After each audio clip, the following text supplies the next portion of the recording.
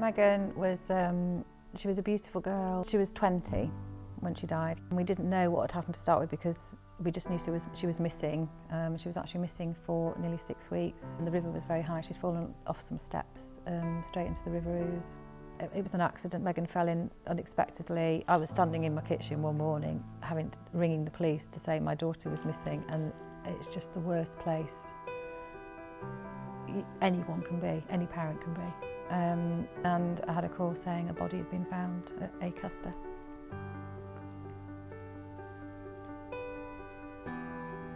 When we found out for certain that that's what happened, as a mum, I just went over and over and over in my head what she possibly went through. And I still do. I didn't ever get a chance to say goodbye. She just went. So it's something that I've got to carry for the rest of my life, the fact that I've lost my daughter and I'm never going to stop missing her. My lasting memory of her is of her growing up and being very much my friend as well as my daughter. And that's something I miss an awful lot.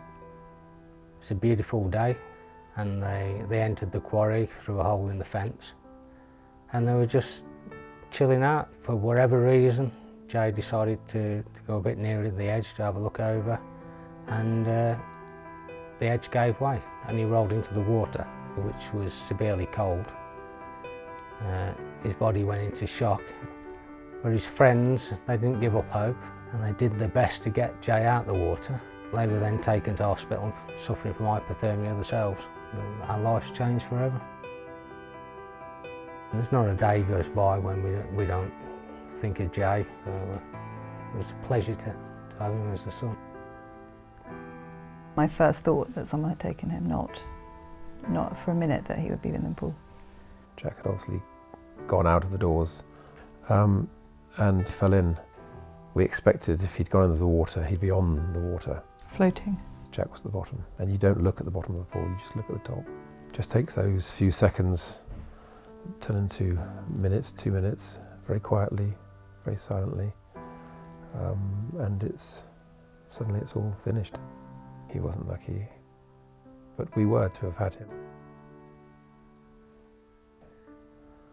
He gave so much and made so many people love him instantly.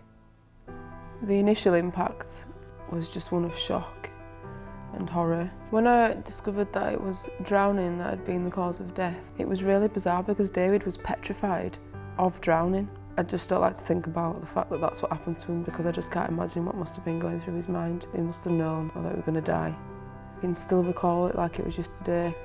My mum and dad just being in absolute pieces. Sometimes I can hear a song on the radio and just cry because it just touches upon it. I absolutely just do not want people to have to go through what me and my family have been through. It just has a huge impact on every aspect of your life. He'd want to be remembered for being David Cullen.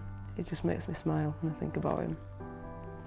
He was bubbly, outgoing, full of life, I think.